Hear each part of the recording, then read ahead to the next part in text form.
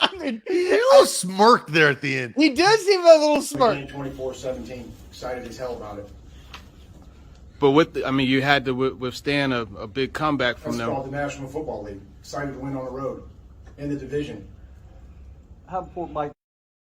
I mean, just the weird energy of how he cuts off Tehran with that will never not make me laugh or make me just kind of roll my eyes of Vrabel being, a typical head coach. But here's Derrick Henry. Word for this team might be finish. You guys have started out fast in every game. You get back to 500, but how do you guys finish in the second half? Yeah, we just got to come out and have the will to go down and put a drive together and go score.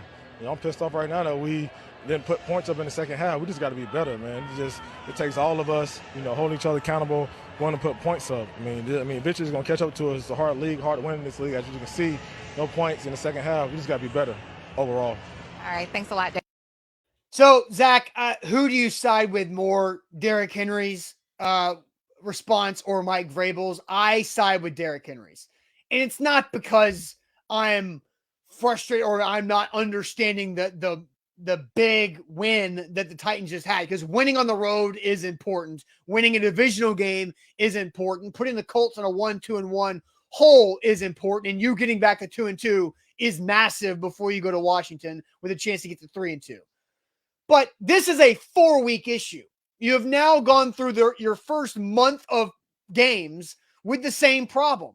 You suck in the second half. You're outscored 64-7 in the second half of games this season.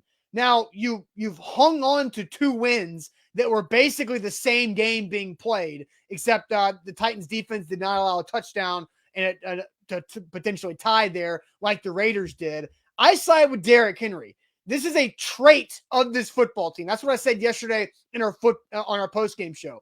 The Titans' trait is to lay down in the second half and allow their opponent to get back in the game, or lay down in the second half, allow the Bills to run over them. So that's where I'm more with Derrick Henry, because Henry's right. It could happen and they could get burned by this. They got burned by it once already in the New York Giants. So I side more with Derrick Henry here. Yeah, I think that it's a philosophy. I was a little bit surprised the way that Mike Vrabel answered, some of the questions. Again, he had his theme of the press conference, and that's what it was.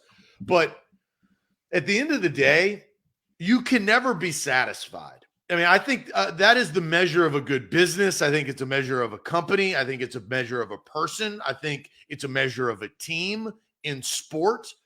And I think it's a coaching philosophy. Look, I don't know what Mike Vrabel said in the locker room, but both did say that it's hard to win in the NFL. Those things are true. But there is always things that you need to clean up.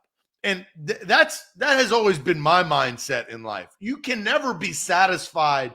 You can never play perfect. Perfection is unattainable. You should strive for perfection, but you will never attain that. You can continue to chase it. And here's the other thing that I think that I heard from Derrick Henry in his tone of voice. I think he's frustrated with this team. I think he realizes that this is not the same team that he's had over the last couple of years.